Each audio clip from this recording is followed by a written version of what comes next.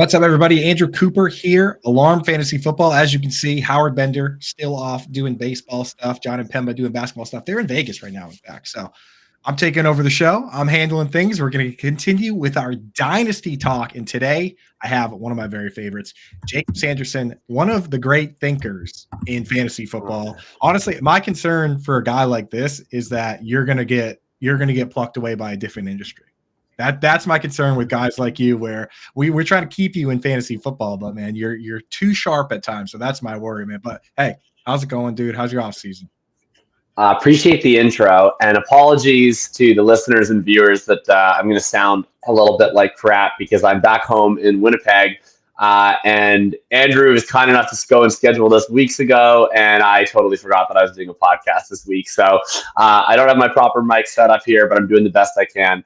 Also, the offseason has been great. I desperately needed a bit of a recharge. I mean, for people that don't know, I work full time in addition to the fantasy stuff. So by the end of the season, every year I tend to be pretty ground down.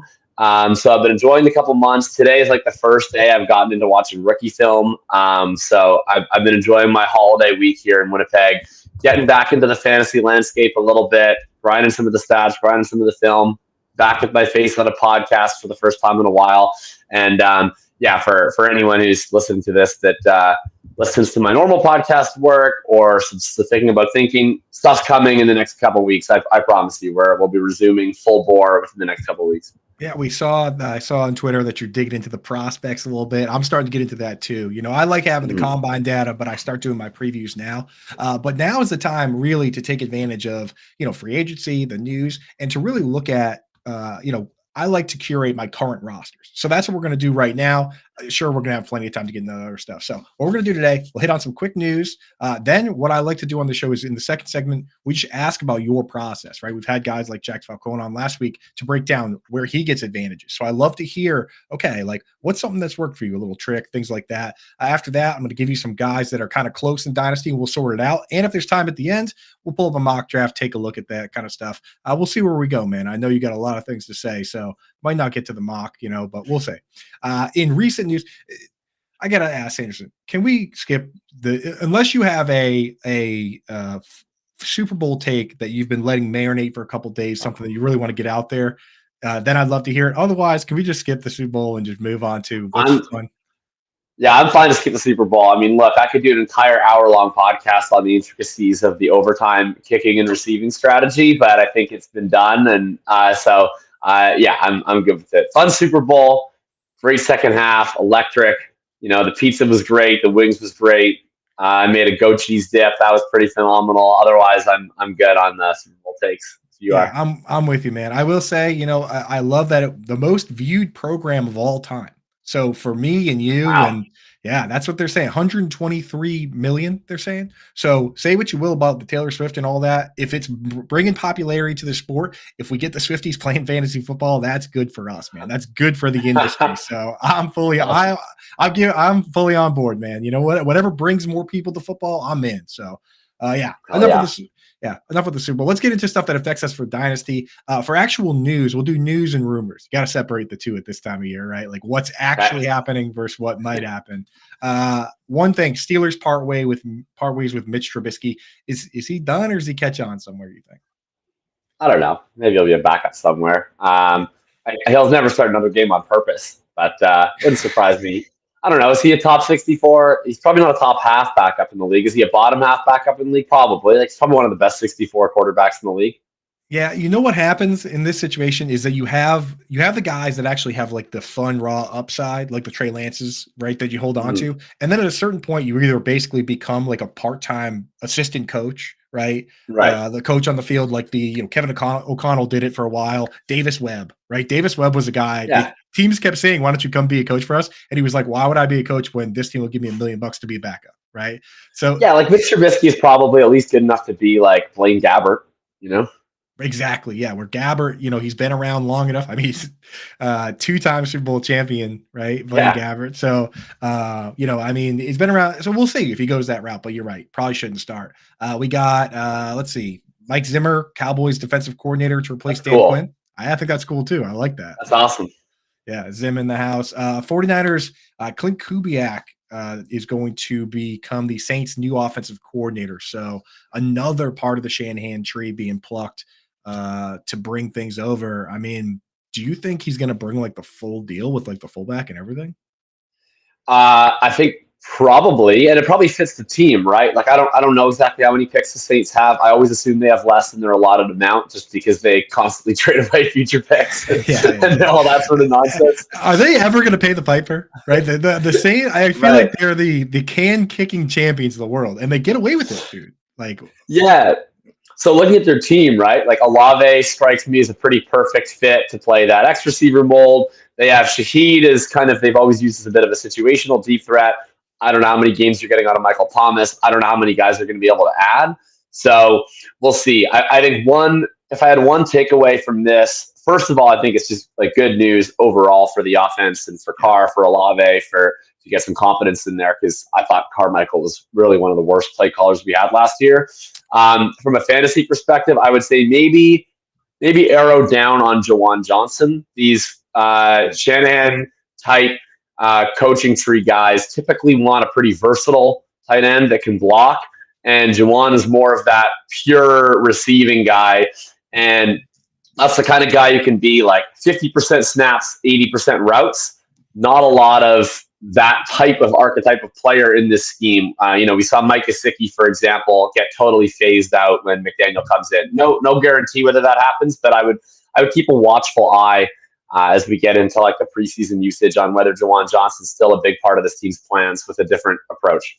I was watching exactly that, and I'll tell you, Dalton Schultz is about to get paid bank, right? Because if Schultz doesn't get kept by the Texans, right? And the Texans obviously run the same scheme because it's the same coaching tree guys, right? If he doesn't get kept by the Texans, the Dolphins are sitting there with Durham Smythe running the same scheme. Mm-hmm. And now the Saints running the same scheme. I mean, Dalton Schultz and maybe Hunter Henry. After that, there's not a lot of two-way tight ends out there, right? Like, you're not going to go and grab Mike Gesicki or Gerald Everett, I guess. Gerald, he's not really good enough. Everett's kind of also one of those like tweener types. Yeah. It's just not good enough blocker, man. So it's very interesting. Yeah. Like, those guys I think are going to get paid all right. So yeah. On to the rumors, which these aren't set in stone, but sometimes more fun. Hearing word now, Bengals might franchise tag T. Higgins. What do you think about that? I think T. Higgins and Michael Pittman. Now, the more I think about it, it's like, you can't let those guys go, can you? I mean, you're a Colts fan. Well, the Pittman stuff has always been hilarious to me. Like, I've seen so many people speculating on him leaving, and it makes no sense. They have $66 million in cap space. They have a rookie quarterback under contract for the next 3 years. Like, Michael Pittman's just not leaving. It's nonsensical. I think that people are even suggesting it. I think ultimately, like, he'll probably be tagged, and I suspect that before the deadline that they will actually work on a contract extension, and they're just going to tag him in the meantime. I would be legitimately surprised if we enter week 1 and he's actually playing it out on the tag and not under a 3 to 4 year contract extension. I would be absolutely stunned if he's not on the Colts. Like, he's a stud. The Colts have so much cap space, and they're such a young team that, like, they can easily afford to pay Michael Pittman. They would be the team. They would be the exact team that can afford to pay Michael Pittman long term. Right. Bengals, different scenario, where I don't know that they actually can afford to pay T. Higgins long term. I always thought the franchise tag was going to happen. I think the question to me was, are they going to tag and trade, or are they going to tag and play out the year? And ultimately, it's a different situation for them, right? Like, they can probably only keep him for this 1 year. They won't be able to afford the tag going into year 2. I'm not sure if they can afford a long-term extension. So the question is 1 year? How much is 1 year of T. Higgins worth to them versus what they would get in a trade? And, I don't know. I don't know what they're being offered. So I think that's the more interesting situation to look at than the Pittman one. I think the only thing with Pittman is, like, does he play this year out on the tag, or does he get an extension?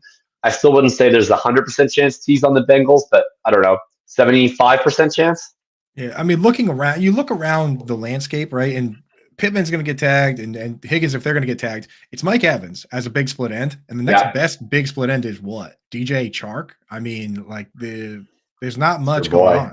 DeMarcus, I mean, like, who at this point? Well, probably Gabe Davis. You can't call him my boy. I guess you could. He is my boy. But Gabe Davis, I guess, he's a bigger guy. DeMarcus Robinson and Chase. I mean, it's like Donovan Peoples-Jones. There's not really a lot of big guys out there. So with T. Yeah. Higgins, you got to look at it, and the pick they're getting back obviously has to be much better than a third round pick, because they would get a third round pick as a compensatory pick. So we're talking first round here if they're going to. If I'm the Bengals, I would tag and trade if I could get a 1 for him. But if all I'm looking at is 2s, then like to me, 1 year of T. Higgins plus a 3 is better than a 2, right? Like that's how I would view it. Exactly. And Obi-Wan, we have seen it before. You don't see a lot of the sign and trades like in basketball, but it does happen with teams that want to make free agent moves this year, right? So like if the Bengals, because the thing about the compensatory picks is that when you let a guy walk to collect that pick, you can't do any offsetting trades. Like the Bears should have got a pick back for Allen Robinson, but they signed Byron Pringle, right? Like you can, so you can't sign anybody when you do that. You can do trades though. That's like the Patriots traded for Devontae Parker to avoid signing somebody and canceling out those picks. So the Bengals would immediately, basically, if the Bengals let T. Higgins walk, they now have to like trade or draft players if they want to collect that pick. So it puts them in a very very strange spot, So I think they should tag him. That's my take on that. One guy that could potentially be available, Brandon Ayuk. Now some rumors coming out. Him, his girlfriend, his brother, doing the Deebo Samuel playbook of scrubbing the social media, trying to get a new contract. Yeah. Do you think he actually wants out, or do you think he's just trying to get paid? I mean, I have no idea. I definitely think he's trying to get paid. Whether he wants out or not, I'm not sure. It's tough because like it kind of depends on what your priorities are, right? Like if you want to win a Super Bowl, he's probably not going to go to a better spot than he's currently in. If you want to put up stats, you could probably go to any place and put up better stats than where he's currently in. So it really depends. Like there's a give and take with these 49ers weapons where you're on a good team, they run the ball a lot, and there's like 4 all-pro caliber pass catchers on the team. So I'm sure his stats would be superior in almost any other location. I think probably just because this is so frequently the case, if you're a contending team, that they're going to keep him for next year. They don't have to do anything. They can just give him the 5th year. He's already on the 5th year option. They can just let him play it out. And if they want to, they can then tag him the year after and they can keep him, or they can tag and trade him. But like there's no downside for the 49ers. Like they can let him play out this year on the 5th year option. They still have team control over him with the franchise tag, and they could move him on the tag if they want to recoup an asset at that point, or they could try to sign him. So I think the most likely scenario is he's a 49er, either on that 5th year option or on some sort of extension. Right. As an Ayuk fan and as a manager with him in a lot of leagues, I would love it if he somehow found his way elsewhere, but I just don't think it's very likely.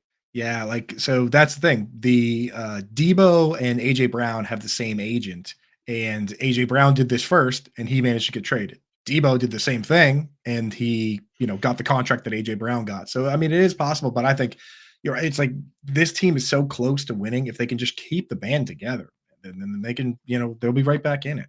And Jack in the chat said, "What's the projected tag number?" What I saw was 23 million for a wide receiver. It's the average of the top 5 contracts. So that's what they're projecting for Pittman and Higgins. If you want to keep them for 1 year, 23 million. If you're gonna give them multiple years, it's gonna be 20 million a year anyway, right? So it's like, you got to decide if you want to give them multiple years or just keep them for the one. But and it makes the negotiations very difficult, because if you are like, I mean, I think T. Higgins, a long-term extension, is just kind of out of the question. I just don't think the Bengals can afford it. But Pittman, they can. It's just a matter of what the number is going to be. But it's tough because if you're Michael Pittman, you go, well, I can make 23 million this year on the tag, and then next year I'm either making the repeater tag, which would be probably like in the neighborhood of 28, 29 million, or I'm getting an extension from you, or I'm getting an extension from someone. And if I make it to free agency, I'm probably making like even way more than I'm worth, right? So if I'm Pittman and I'm looking at it and I'm just saying, as long as I don't get injured this next year or have like a really down year, I'm looking at 23 mil this year, and I'm probably looking at 25 plus after that for 3-4 years. So if the Colts go and offer him and they say, hey, we'll give you 4 years, 22 million, that's a pretty fair offer. And that is a pretty fair offer. But if I'm Pittman, I go, yeah, I'm going to do a lot better than that, as long as I don't, go and injure myself. So I can see why Pittman would be saying, like, you give me 4 years, $25 million first 2 years fully guaranteed, or else you got to give me something to get something. So how the franchise tag works and how some of these free agent contracts have gone to wide receivers, it really does play to the player's strength, where it's a totally different situation than what we're talking about like in the running back market, where the tag is probably all they're going to get on the open market anyway. And it's not like if they actually made it to free agency, there's going to be some crazy bidding war. Like I just saw in the chat, what do you think Josh Jacobs' market looks like? And I don't think Jacobs and Barkley are going to have any trouble landing jobs, but I don't think that they're going to be cashing in on some crazy payday like a Pittman or a Higgins would if they ever made it to free agency. Right, because the age apex is different for running backs. And what happened to Barkley? They picked up Barkley's 5th-year option, and then they tagged him. And now all of a sudden he's 27 years old on his coming off his first deal. Whereas Brandon Ayuk, if you do that, he's actually walking away in free agency at the age apex, right? Like for wide receivers, it's a lot higher. So you look at, some of these guys like Michael Pittman, the comments out of him, he's like, yeah, I don't care. He's like, they asked about the franchise tag. He's like, I'd consider it a sign of respect. And and of course I would play for $23 million, but he wants a bigger deal. But he's sitting there saying exactly what you're saying. He's like, I'm going to make $23+ million this year, no matter what, is what he's saying. So he's going to get. And if you're Pittman, Pittman, Higgins, Ayuk, if any of these guys actually make it to free agency, they would, and I would argue would even be efficiently so, get ludicrously overpaid within the context of the wide receiver market. And it would honestly be fine, because if you're a team looking at it, you're saying, how do you get special, true number one type wide receivers, or even elite number 2 wide receivers? You basically have to draft them or trade for them. So anytime you go and draft wide receivers, there's going to be a massive risk of a bust with that. And you're spending a first-round draft pick, second-round draft pick most of the time to do that. If you're spending a later draft pick, you're just hoping to get really lucky. So, and you see these guys come up for trade, it's always costing a round 1 pick plus to get these truly elite top-end guys. And so you look at it and say, okay, if I sign this guy in free agency, is Michael Pittman better than A.J. Brown? No. But I don't have to give up a first-round and a third-round pick to trade for Michael Pittman. I can just sign Michael Pittman. So would I rather spend an extra $5 million on Michael Pittman just to sign him outright than trade a first and a third for A.J. Brown? You might, and that might be fair. So I think how the market would go crazy if one of these guys actually got there. Mike Evans is one of the best free agent wide receivers we've seen in a long time. But of course, you're paying for the worst years of Mike Evans' career, right? Most likely. So if any of these guys get to free agency at any point and they're 26, 27 years old, the market's going to go nuts, and it should go nuts because it's such a rare opportunity. 30 million, do you think? It's possible. I think if they reach the market, someone would give them 30 million because they'd have to, because someone else would give them 28 million, and some other team is going to look at it and say, I would rather overpay Michael Pittman by $5 million than trade a first-round pick for somebody else's wide receiver. And I look at some of the teams out there that this exact player would be the final piece to an incredible offer. Look at, and again, I don't know if they would have the money, but look at the Lions. Imagine if the Lions added T. Higgins or Michael Pittman, and then you have split end. You got your slot flanker Amon-Ra. You got the field stretcher and JMO. You got Laporta. You got a great line. It's just the Bills, any of these teams, these players. That's why they never hit free agency, right? So, we could talk for a full hour just on this concept. That's why, that's why I brought you on, man, because you're a deep thinker. Let's pivot over. Last thing in the news, and then we'll move over to some of your process. I want to talk just real quick about the quarterbacks that have the trade rumors, which would be Justin Fields and Mac Jones, right? There's been some interest from the Steelers and Mike Tomlin. I don't know who would trade for Mac Jones, but the thing is, I was like, okay, well, as a Patriots fan, I'm like, let's figure out what this guy might fetch. And I'm going through and looking at some of the trades, and he would get they would get back something. Not much, but obviously it's not going to be the thing is, you look at Sam Darnold when he got traded, he was obviously a higher end prospect, but they got back a second, a fourth, and a sixth after watching 3 years of this guy, and it was brutal, right? I think the Darnold comp is probably more comparable to the Fields, yeah, right? Because he's shown a little more, but with Mac Jones, you look at what I think they could get would be like the Baker Mayfield, when he got traded from the Browns to the Panthers, it was like a 5th round pick that could turn into a 4th if he played 70% of the snaps, something like that, right? Something like that. But I mean, hey, you know what? I can At see this that. stage, getting back a 5th, even at this stage, I'll take it, dude. Give me that, and let's figure it out. Let's move on. I was going to say a 4th or a 5th too. I think is reasonable. I don't think he's going to be anyone's plan as a starting quarterback. I think it could go one of two ways, like depending on maybe the trade compensation. I could see a team, maybe a team like the Steelers or whatever, if they don't have any better option than rolling with Pickett, maybe they look at it and they say, hey, we'll take 2 stabs and which one works, and they'll give Mac like a chance to compete or whatever.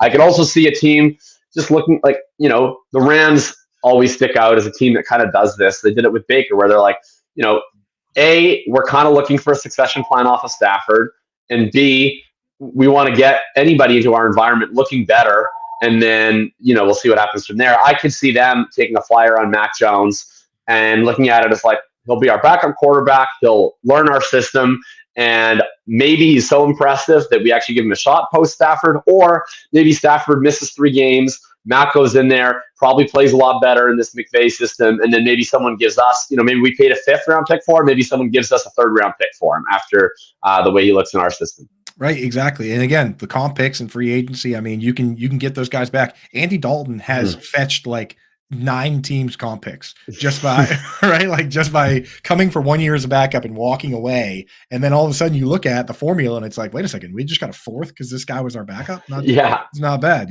So I could see that, man. You mentioned the whole kind of bring in competition just to figure things out. A team I think should do something like that is the Giants, man, with Daniel Jones, where it's like you're not in a spot to draft somebody. Might be a week 1 starter. I mean, who knows if he's going to be healthy week 1, right? Exactly. So bring in like a Minshew or a Sam Darnold or a Drew Lock and say, okay, let's see it. Like, is Daniel Jones that much better than these guys? And if he is, then you learn something. If there's any competition at all, what you might have learned is that neither of these guys is a quarterback, right? So I don't mind that move with the Steelers, with the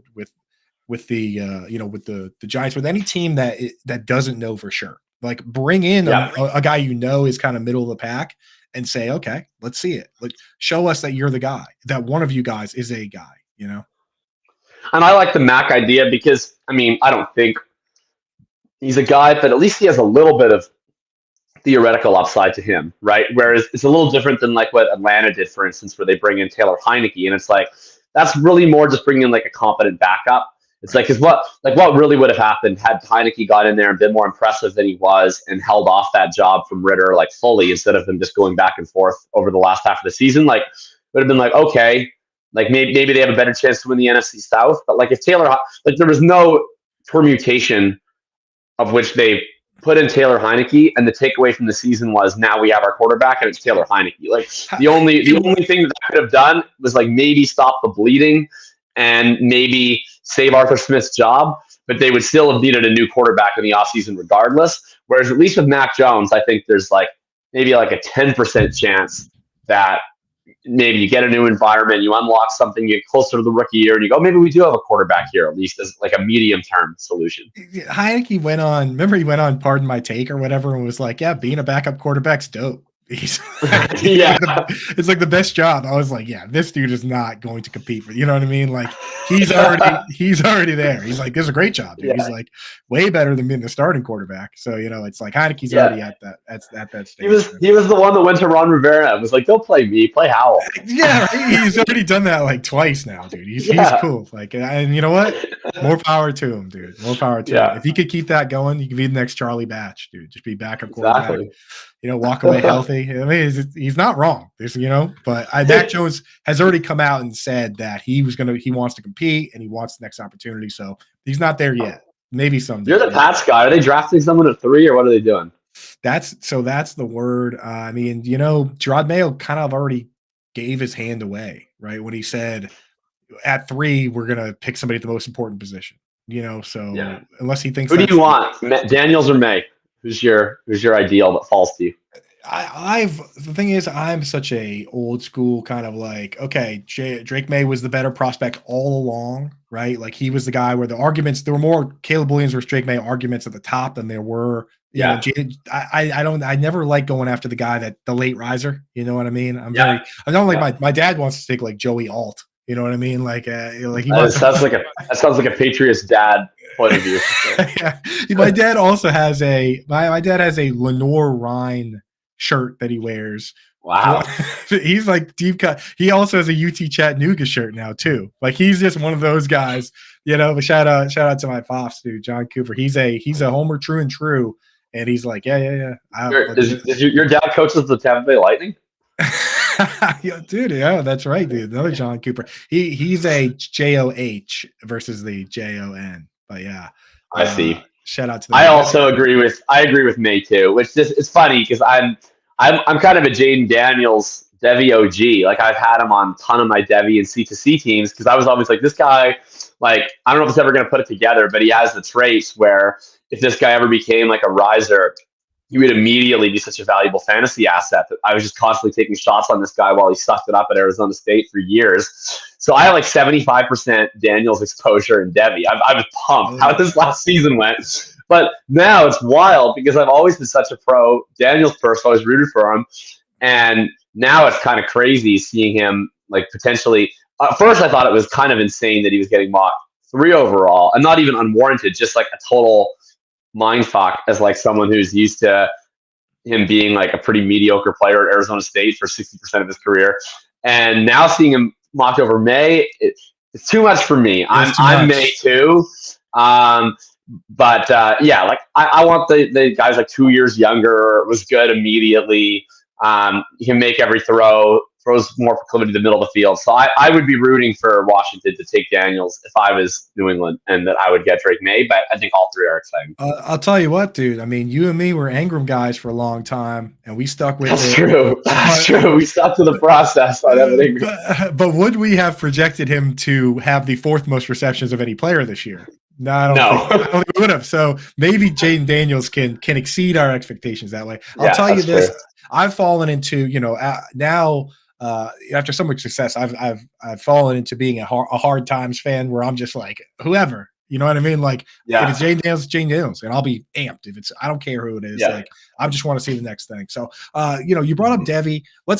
I want to ask about your process a little bit. Now, the first thing I've been asking people on the show is, at this stage, it's so funny all year long. It's like you watch college football, in the fall, you watch college football, you watch NFL football. Everybody's kind of in the same page there. We converge, right? And we're like, football, here we go.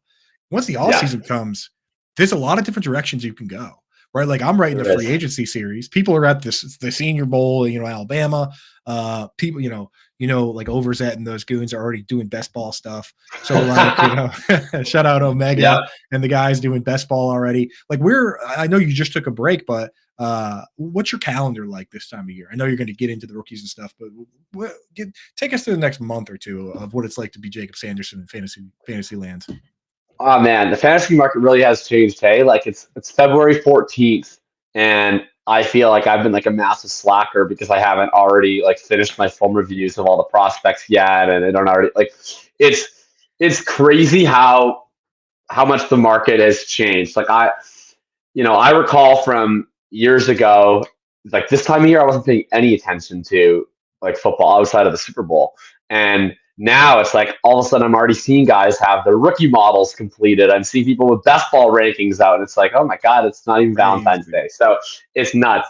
I would say for me, first off, I just have to prioritize like a solid, like minimum 1 month break from fantasy football, or my mind goes nuts. Like it's important to like my content, to my enjoyment of playing, to my everything, that I actually enjoy playing. And if I just play like in perpetuity without any sort of break in between, then it just makes me enjoy doing content less. It makes me enjoy playing less. So I think that's key. In terms of what I'm going to be focused on for the next few months, though, it's mostly prospect season. Like I'm going to be I'll be surveying sort of the analytical profile for everyone across the board, try to get some sort of determination on where they are in a vacuum. And then, film process is more for the running backs. This just tends to be where I dig in a little bit more.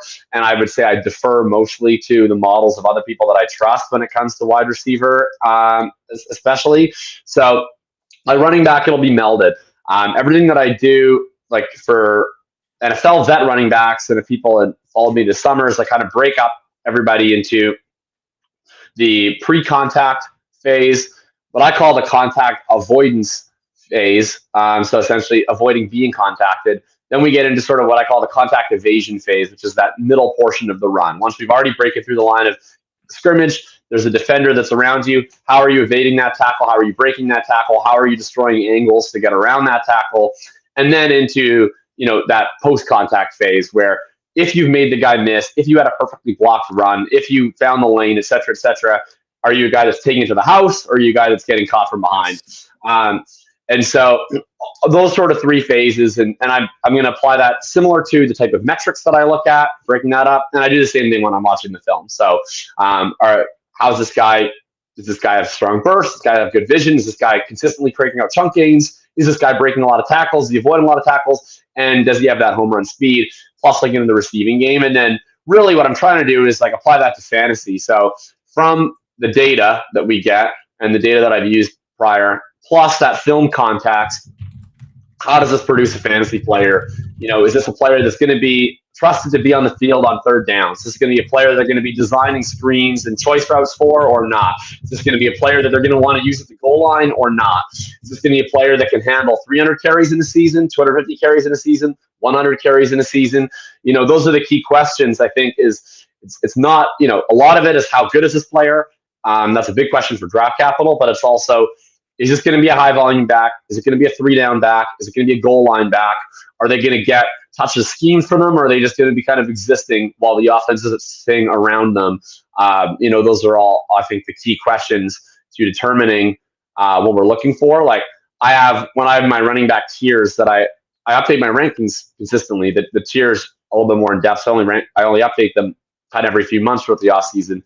But I kind of break everybody into these archetypes of what do I project them to score in a base case, but also what's their contingent upside. And that's looking less at their situation and more at sort of their traits, where there's certain running backs, like I've used Samaje Perine as an example in the past. I call it the P line, where like what's great about Samaje Perine is that he sucks, but he does everything competently enough that like in the event of an injury, a team can just give him like 80% of the snaps and he can produce like viable fantasy production for a month-long stretch, which is like the kind of crappy running back that you want to roster. Whereas like a Kenny Gainwell type is not really one of my guys because he has a role, but it's very difficult for a player like that to evolve their role out of that role. So like when a lead back leaves in free agency, they probably just replace him. When a guy gets injured, they probably pull someone else up to go alongside him. So a lot of it when we're looking at these rookies, to me, is looking at every level. It's like, who do we think is a stud? But also when we get into that middle group, a lot of it's luck, at that position. A lot of it's just what depth chart do they end up on? A lot of it's who gets injured in front of them, what opportunity are they given, who are the guys that can maximize it.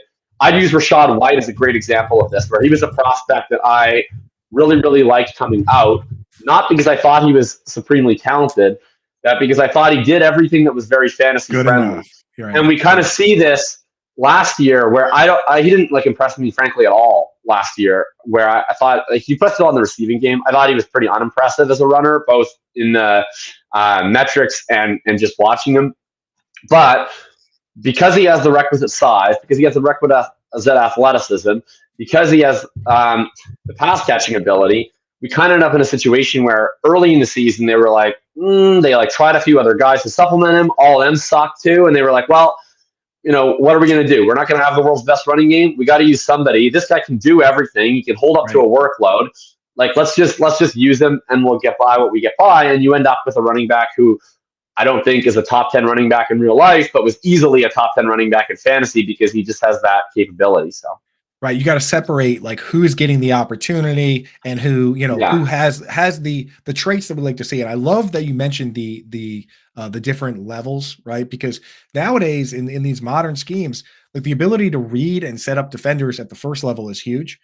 and and that's where a guy like Kyron Williams succeeds. But he doesn't really Yeah. have the perfect version would be if you could have a Kyron Williams that had breakaway speed like A-Chain or like Chris Johnson. That's Chris Johnson. You started him in CJ2K. You started him because at any given moment he could run for 70 yards, right? Mm-hmm. So it's like that's the ideal world, the guy that has the full package, which, once you go through your prospect breakdown coming up, maybe we'll find one of those guys. I see Jack Sensen in the chat asking, family draft starting soon. Yes, we are going to do the family draft soon. So get set up over at Fantasy Alarm. Use promo code. If you get set up at Fantasy Alarm as a member right now, then you can get into our Discord and then go to Underdog, use promo code ALARM. They'll give you up to $100 when you deposit. If you deposit 20, they'll give you 20. Deposit 100, they'll give you 100. So promo code ALARM, get set up now. Look at that. Matt's got the QR code right there. Get set up. Nice. We're going to do those soon. Not only that, Jack, but I also am just waiting for the green light from the marketing guys. We're going to get some badges set up in the Discord. I already kind of put them together. I know, Jack, you won 2 of the best balls. Only person besides yours truly to win 2. So you're going to get a nice little badge over on the Discord. Everybody else, get set up with those because we're doing them for football, doing them for baseball. So quick little announcement there. Let's get back to it. So I love that you kind of hit on both the first 2 questions I had there. Kind of first one was what's your schedule like, which you laid out. And the second one was what's something that gives you a huge advantage, right? Which you just kind of laid that all out too. So last question I had for you before we get into some debates was what's your favorite piece of content that you do during this period leading up to the draft? I know you have the newsletter Thinking About Thinking and you kind of been crushing with that, but what's your favorite when you go through and you boil all this stuff down and you do all your deep thinking, what's the favorite thing of yours that comes out of it? Well, my favorite part of this part of the offseason for sure is that it's an opportunity to do, I think, the most like broad and evergreen content. So like my favorite pieces that I write are usually the strategy columns. I did I think it was a 4-part series last year around this time that I called Market Principles of Dynasty. I'm not sure what I'm going to call it or exactly what I'm going to focus on this year. I tried to get some reader suggestions for that too. But like once we get into April, it's like all about rookies and same in May. And then all of a sudden you get like a slight little window. And then by the time we get into July and August, now we're all into projections and redraft rankings. And then once we're in season, a lot of it's just reacting to whatever's just happened, whatever we think is about to happen. So it's this window from like February and March, which I think is the best time to do some more, non-player take kind of content. So that's kind of the fun part for me. And I think it's a lot of the strategy aspect of Dynasty. So we did a big series last year that I talked about where it was called Market Principles of Dynasty. There's a bunch of things that went into it. There's like 4 long pieces that if anybody wants to read. But like some of the fun stuff that we talked about was, okay, how should you be optimizing your team over certain time windows? Should you be trying to tank and then compete, or should you be trying to always be like viable? And what are those breaking points? We talked about that a lot. We talked also about like how do you construct your team? I sort of talked about these 3 different aspects of dynasty currency, which is basically current year production, picks, and future year production from existing players. And so should we be trying to build teams that are really heavy on picks, on veterans, on young players? What's sort of the upside and downside of both? Like that kind of stuff is fun to get into in the off season when there's a little bit more room to breathe. So that's probably what I look forward to most in this early off season is just you get a little bit of breathing room to kind of expand into some of the more open-ended topics of the game versus a lot of the minutia of the in-season where it's a lot more like this guy had 6 yards per carry last week and this guy got injured and this guy has 25 fantasy points and do you buy or do you sell? It's the market's a little bit more static right now, so we can kind of dive deeper. Right. And you can find the people that, because there's 2 types of people that or I mean, there's many types of people that consume fantasy content, but if I had to break them down into 2, there's the people that want to be told what to do and the people that want to become better fantasy gamers. And there's plenty of people out there that, are like, oh, I'm the Fantasy Pros ranking the 4th best guy, and I'll just tell you who to start or pick or whatever. And that's their whole deal. And then there's people like you and JJ Zacharyson and the guys that when I look for content for me to consume, I want people that are helping me become better and helping me, I'll read something of yours, and you won't even mention a single player at times. You know what I mean? Like it's you're helping me with concepts and using players as concepts, but in some of the stuff you write, you're not saying I like this guy. You're saying here's Samaje Perine. He's an example of this type of guy. And it helps me become a better gamer. So, and I know a lot of our followers and and FaceLab members take this very seriously. That's why I like bringing on people like you, where it's like you could. When they walk away from it, they're not just saying, "Oh, Jakob Sanderson told me to start this guy." They're saying Jakob Sanderson told me about an archetype of running back that I need to look for, and that's why I like this guy. Right? That's the kind of type of content I like, and why I appreciate you, brother. So what I'm going to do now is I'm going to do the complete opposite of that, and I'm going to make you pick guys, and I'm going to make you after having you go through and telling all that, I'm going to give you a couple guys that are tough to rank and kind of make you rank them. The first thing I want to ask before we get to that is, what's your favorite format? Because we kind of all have a format that like lives in our head, For sure. Like, so when you're thinking I'm about a football, Superflex Dynasty person at heart. Like that's where all my rankings are catered towards, is like Superflex, PPR, Dynasty. I play a little bit of other stuff, but that's definitely where my heart is and where my rankings are usually set up for. Half PPR, full PPR. I rank for full PPR and mostly play full PPR, but certainly I'm fine to discuss half as well. Right. And the reality is that like my half PPR and full PPR rankings when I do them are not as far off as my standard to my half. It's like especially when we're talking Dynasty too, like it really shrinks the difference because you're looking over a longer viewpoint and you're looking at like who has the staying power, right? Right. All right. Well, what I did, I've been doing this for all of our guests, is I went in and I pulled names that are similarly ranked, aged, and kind of in similar spots. What I do for people that I know, like yourself, I follow you on Twitter, so I have an idea of some guys you like or don't like. So I might be using this to coax you into maybe explaining some of your takes. For instance, I took a little peek at your dynasty rankings. You threw out like a very quickly done dynasty tiers for quarterback yesterday, kind of. To be clear, not a dynasty rankings. That was my IRL ranking. Okay, just in real life. Okay, but fair enough. But looking at your in real life closely, yeah, I mean it's close. They're correlated to some degree, and I can tell you two guys that the industry has a lot closer than where you had them would be these two players, Trevor Lawrence and Tua Tagovailoa. So for you, those guys similarly aged, similarly ranked in Dynasty. What? First off, I'll just spoil it for everybody. You got Trevor Lawrence, pretty where I would say pretty reasonably ranked, maybe slightly ahead of some people, but you're pretty low on Tua. So, kind of give me the rundown of what has you loving Trevor and maybe not super pumped on Tua. So I will say the gap is smaller in my dynasty rankings than it was in that tweet. I think if I recall correctly, I think I had Trevor ranked like 9th and Tua like 18th, just in that tweet of my IRL ranks. Dynasty, I think I have it 11th and 15th in my Dynasty quarterback rankings, but probably a little wider gap than it seems like overall. So a lot of this is, it's an interesting discussion about quarterback play that I think we've kind of gotten into these last couple of years. It's one of the best podcasts I've listened to just because I thought that they articulated it so well as to sort of how we've had this split of, and it was Kevin Cole was on Davis Maddox's show, the Taycast, and they decided to go through all the quarterbacks and categorize them as either a quarterback of the ball knowers or a quarterback of the nerds. And basically, these are two guys that really, I think, epitomize this debate. And I think the debate is as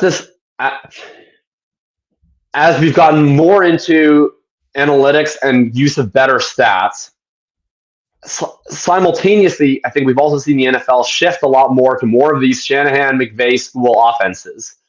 And we've seen this correlation between the people that are in these well-designed offenses end up just lighting up the EPA charts. And we've also seen more of a focus from the community on EPA as opposed to worse ways to measure quarterback play, like passing yards and touchdown to interception ratio and some of these other more crude stats. And then that, as we sort of focused on that, I think for some people it's really upended the common knowledge about what quarterbacks are better, and there's this sort of split of is EPA lying to us about some of these quarterbacks, the quote unquote nerd quarterbacks, and Tua is one of these guys, Purdy is one of these guys, Ryan Tannehill used to be one of these guys. We've had the Jimmy debates.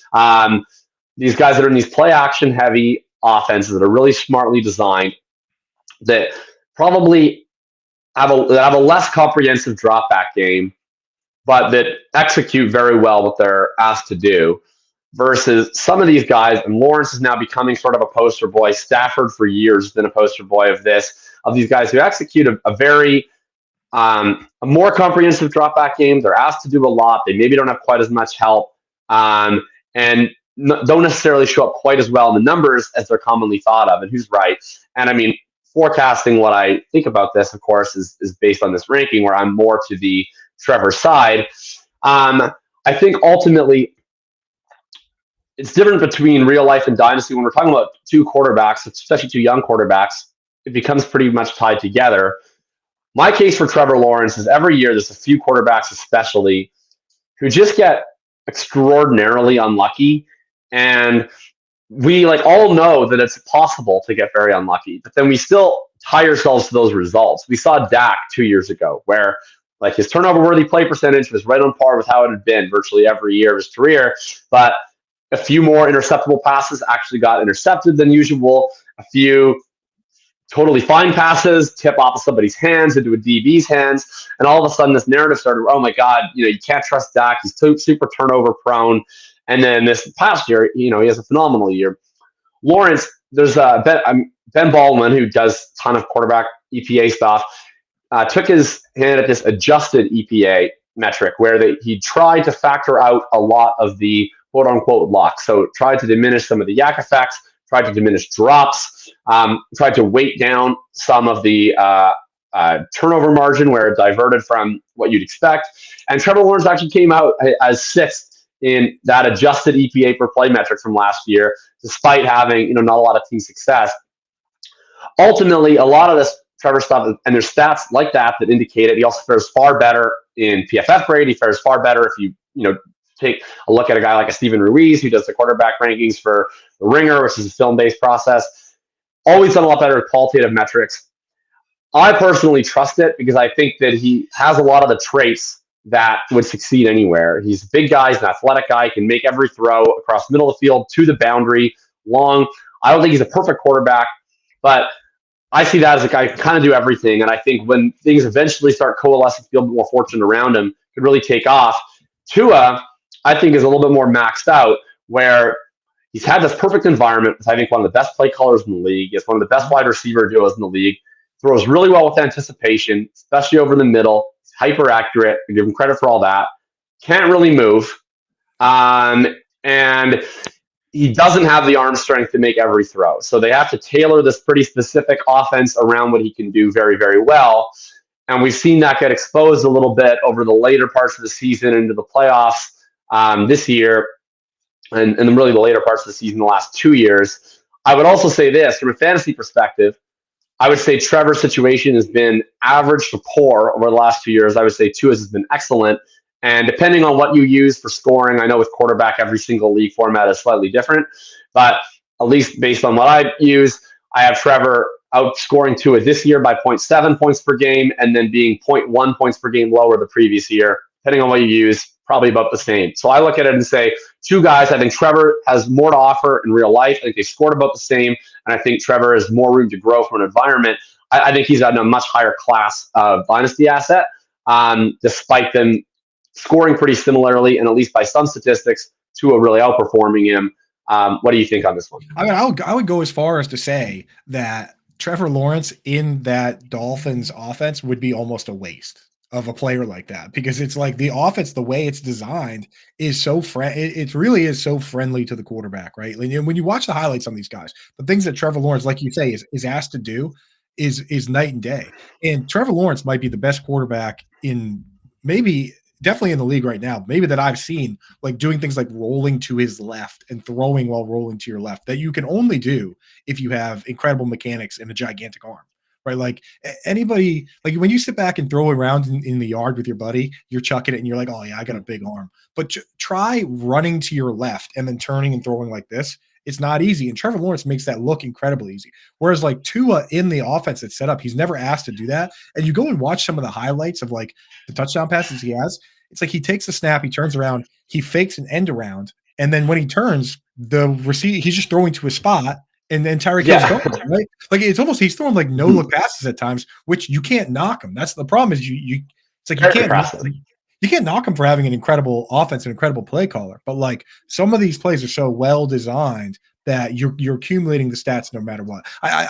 One play that I always throw into that is the Chiefs shovel pass play, the unstoppable shovel pass touchdown pass. It's like is Patrick Mahomes making an incredible play here, or is this an incredibly well designed play, right? And the offense, the 49ers are so full of that stuff, right? It's just these well, at least once or twice a game I see a play that I've never seen before. Right. And you got the same with the 49ers. You got Trent Williams as a left tackle and Teron Armstead running, lining up at fullback and running all over the place. It's like it's just a totally different environment. So I'm with you. When you're going for talent, you got to go that way. But, and I have Trevor Lawrence ranked ahead of Tua, and so does the entire chat, apparently. So looks like we're all on the same page with that. And at the end of the day, I think the key point here is that both of them could score the exact same number of points this year, but the ceiling for one of the players is higher.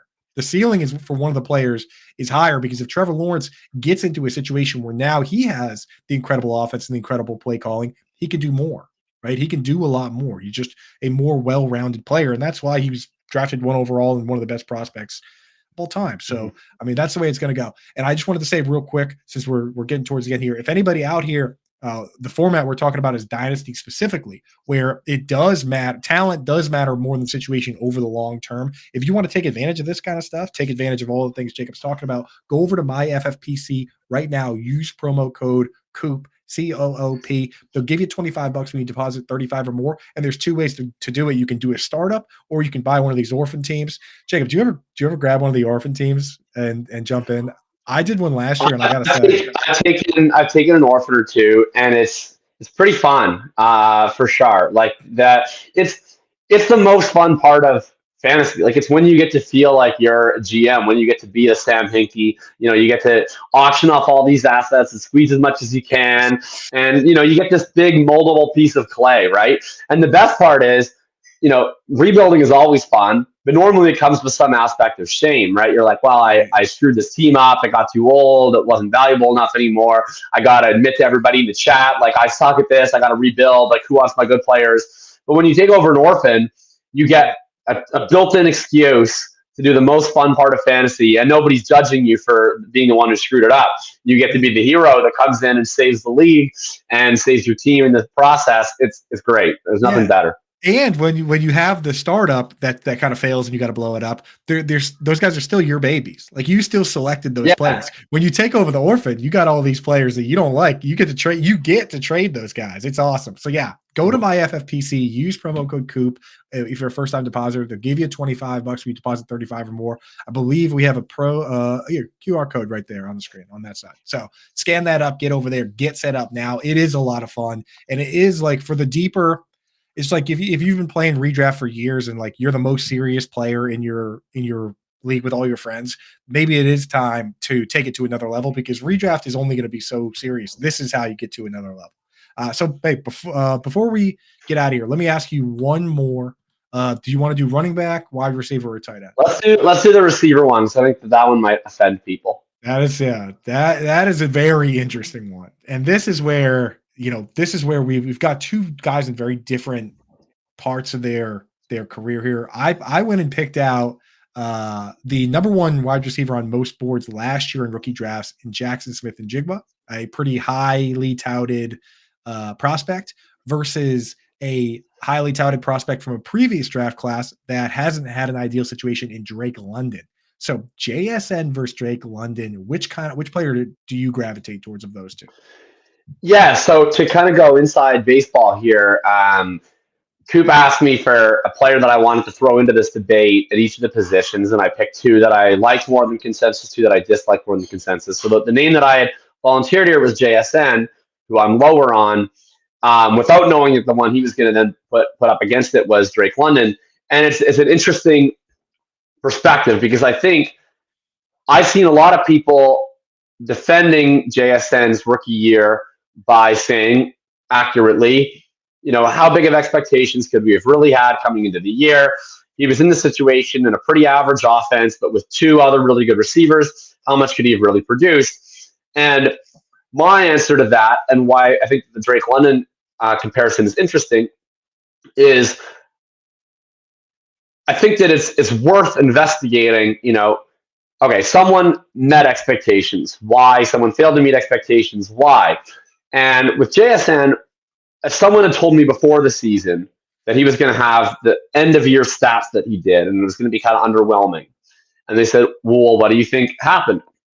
And I would have said, well, probably because, old Boomer Pete wanted to keep running two tight end all year, and he only got 65% of the routes in, and he had like a pretty good yards per route run. It was probably like 1.75. Probably had like 22% targets per route run. He just never got the routes up, and so he didn't get to score points this year. And next year he'll get the routes jump, and he's going to score points.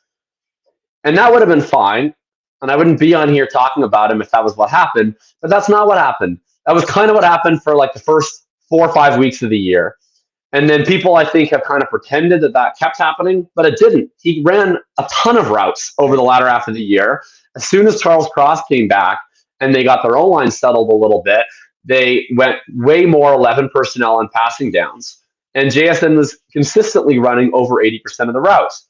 So what do you do on those routes? And a 19% targets per route run, which is not awful, not great. But what makes it more concerning was he did that on an extremely low ADOT. I don't know offhand if it was the lowest ADOT in the class among people with 50-plus targets. I think Rashee Rice was probably lower. He was like down in the 4s or something crazy. Zay Flowers also had a low ADOT. But Flowers and Rice earned targets at a much higher rate on their routes and overall. JSN's ADOT was 6.1, which ranked 95th among all wide receivers this year.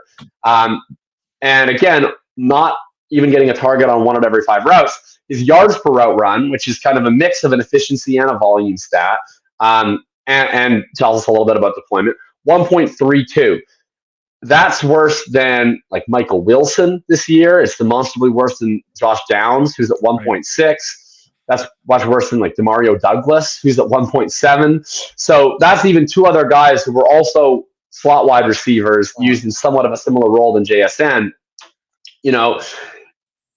I don't think that the Tyler Lockett and DK Metcalf stuff is nothing. Like, let's say JSN and Rashee Rice switched places, and they gave JSN that role in the Chiefs offense. I'm sure he would have been a lot more efficient, and you would have had a lot more targets where where they made those sort of underneath zone beating routes a bigger part of their offense by necessity because they didn't have a DK Metcalf to scheme to who could go and win down the field in Kansas City.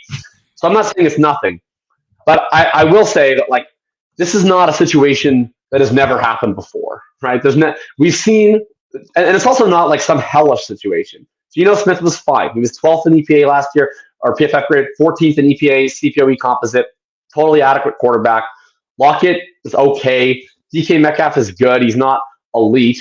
JSN could have had better individual stats. For instance, bring up like CeeDee Lamb, his rookie year. Similar idea. Where he comes in with Cooper and Gallup. He's catching passes from Andy Dalton, who's well worse than Geno Smith. And his overall production, somewhat underwhelming, but that was mostly a routes issue. He was very efficient. He earned a lot more targets per route. He was way more efficient on his target. I'm not saying Jason's sucked. People forget on CeeDee Lamb. People forget on CeeDee Lamb that as a rookie, he actually was what you described earlier. He was coming out of the game on 2 wide receiver sets. It was Amari Cooper and Michael Gallup. CeeDee Lamb is one of the only wide receivers over the last like 5 years to play more than 80% of his snaps in the slot and still finish as the wide receiver 24. He was technically a wide receiver 2, and that's what you want to see. And then the blow up season comes next when he becomes the full-time guy, right? Like JSN, and again, they played a ton of 3 wide receiver sets, but you wanted to see him be hyper efficient with targets, and then you get more snaps moving forward, like you saw with like Chris Godwin, right? So, with JSN, that's the thing. That's what you're pointing out is you're not necessarily saying that that the opportunity is not going to grow for him. It's that we wanted to see more efficiency so that we could plant our flag on the idea that, hey, you know what? This guy was crazy efficient. I can't wait to see what it looks like when he's a full-time player. It's more like, okay, he needs to improve in both categories, right? Yeah, and even if you just look at qualitative stuff, like PFF receiving grade, for instance, like he's living down under 70, right? He's staring up at guys like a Dontavian Wicks, for instance, and that's not what you want to see. He's down here at 63.9. Here are some of the guys around him, right? Like we're talking about Trey Tucker, we're talking about Michael Gallup, we're talking about Marvin Mims, we're talking about Tutu Atwell. Like this was the kind of range. So the qualitative aspects aren't backing it. The quantitative aspects aren't backing it. A lot of it is just baked in the prospect profile, which I would be fine with if he was valued at like wide receiver 35, wide receiver 32 in Dynasty, where he's down around guys without a lot of upside. You look at like Keep Trade Cut right now, and I know it's not perfect, and whatever. You can pick anything you want if you want to focus on EDP, whatever.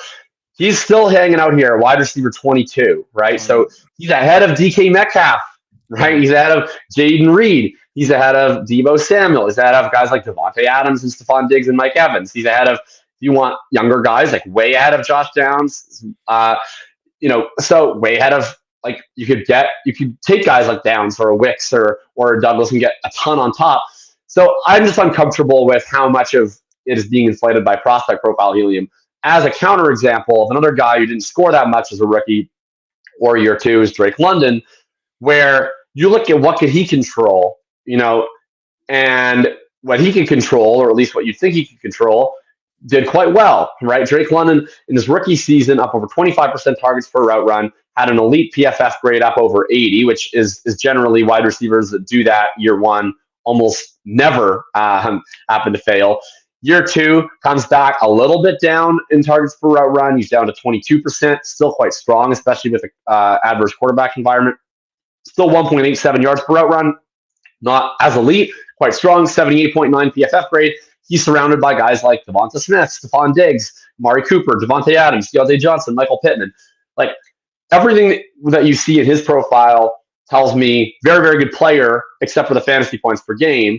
And you think, okay, let's move past Arthur Smith. Let's move past Desmond Ridder. Let's get something competent around this guy. I think this is a guy who's a pretty surefire bet. And it's just a matter of what the ceiling is. So if I'm looking to take a shot on a high pedigree prospect who doesn't really produce, all the indicators saying, the Goodwill Hunting, it's not your fault, I see that with London. Whereas with Smith-Njigba, those indicators aren't there qualitatively or quantitatively. And so I'm sort of just have to say, well, he was really good in college. He wasn't that good last year, and I hope he gets better. And that's fine. He can just get better. But I just don't think people should lie to themselves and say, well, we should just throw the numbers out. He has excuses. I don't know if he does have excuses. I think you just have to bank on good old-fashioned progression, which is possible, but not assured. On second, totally unrelated to that, but anyone, this Jaxon Smith-Njigba rated rookie card is now available. So DM me now. But and the thing is, he's going to get better. He's going to have better fantasy seasons. So that's not what you're saying, right? But the concern is that the trajectory could end up not being the CeeDee Lamb trajectory. It could be like Tyler Boyd, where Tyler Boyd came out and he did get a chance at one point to be the guy opposite AJ Green, and he did have a couple 1,000-yard seasons. But when you draft a guy where you are drafting JSN now, or where you drafted him in your rookie draft, you don't want a guy that's going to have 2 1,000-yard seasons and then go back to being a slot guy and kind of be a kind of Golden Tate, Tyler Boyd type guy.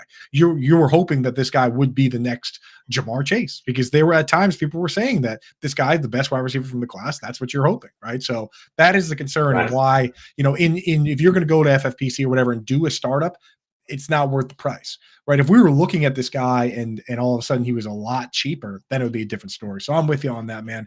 One of the very first ever Thinking About Thinking, before I actually had a Substack, I just used to do like a Twitter thread series called Thinking About Thinking. And I think it was the first thread I did where I talked about distribution curves of younger players and the idea of sort of like stretches and shifts. And specifically, my point was like a lot of times we use our preconceived notion of what a player is to say, like, when things change, and this was about Amon-Ra St. Brown mostly at the time, this was coming off his rookie season, and the idea of like, okay, this guy hit way more than anyone could have possibly imagined, and so his floor is now way higher, but his ceiling is still really limited, was a viewpoint. And my argument was like, well, why would we necessarily think that? And with JSN, what's interesting is I think people have now said like, okay, well, his median is a little lower and his floor is a little lower, but like still has a really high ceiling. And like maybe he does, but I guess my pushback to that would be like, he doesn't actually play like a very high ceiling player. Like he's like a low A slot guy. He didn't produce like a very high ceiling player. Like I would suggest that basically this side of Devontae Adams, if your excuses usually apply to players who end up good and fine, they don't usually apply to players who end up game breaking. So I would say if you're looking for a truly elite talent, like you're not saying, oh man, like Tyler Lockett got in the way. You're saying, get out of the way, Tyler Lockett. I'm better than you. Right. And what you need to happen is you need a switch in usage and production like Jalen Waddle. Jalen Waddle was a guy who 7-yard ADOT as a rookie, right? Like Amon-Ra St. Brown. And when the new regime came in, they changed his role. They made him an outside wide receiver. His ADOT jumped to like 12. I think last year was 10. That's why on fewer targets from year 1 to 2, you saw Jalen Waddle go from 1,000 yards to a 1,300-yard player. Unless this guy changes what he is and what his profile is and what his role is, and fully, like you said, takes over that Tyler Lockett role and has a big route tree. He's not just a low ADOT guy. Then you're just going to get the same guy with just more volume pumped into it, which doesn't hit a ceiling, right? And I was with you on Amon-Ra St. Brown. He's making us look stupid, but he hasn't really changed who he is. To me, I swear I'm still waiting for the floor to fall out. And Amon-Ra St. Brown, I don't think it's ever going to happen, because there doesn't seem like they're going to go out and get a Drake London or a T. Oh, I don't think it really matters. I've given up. He's just rocks. I've given up, man. He's awesome. But the thought process, the thing is, those things are going to happen every once in a while. And the thought process at the time was that this could be the next guy that goes that path. But you know what? We're already past an hour. I don't want to take too much more of your time. Tell everybody, we've already talked about what you have coming up. Tell everybody where they can find your stuff right now and the best way to get plugged into your stuff as it's coming out. Yeah, so this would be a great time because the content machine is just about to get rolling here once again. So almost all my writing is on Thinking About Thinking. I will have my sort of reflective looking back piece at the seasons, the big hits, the big misses, the lessons and stuff. That's going to come out this week. I'm going to have sort of a fun just IRL piece about the Bears quarterback situation and what they're going to do with Justin Fields for anyone who cares about that stuff. That's about half written, so that'll be out in the next week or two. And then I'm going to be kind of figuring out exactly what I want to do in sort of those higher level dynasty strategy stuff this year. So if anyone has things they want to see me tackle, feel free to suggest. And I'm going to be intermingling those with rookie breakdowns, basically all the way up through to the draft. So that'll be the plan in terms of podcasting work. Me and Drew will be back probably within a few weeks for Sweat and Bullets. February 27th, we're back on Dynasty Points with Tom, and we'll have Scott Barrett on that show. And then we'll be back to regularly scheduled programming. So that's where you folks can find me. Awesome, man. Thank you so much for coming on. Chat, thank you guys so much for hanging out. Matt, thank you for hanging out behind the glass, getting everything all set up for us. That's it from us. Stay tuned next on Friday. I'm just going to do a solo show breaking down the AFC East this week, and then we'll have another guest next Wednesday. So thank you guys. Enjoy your Valentine's Day.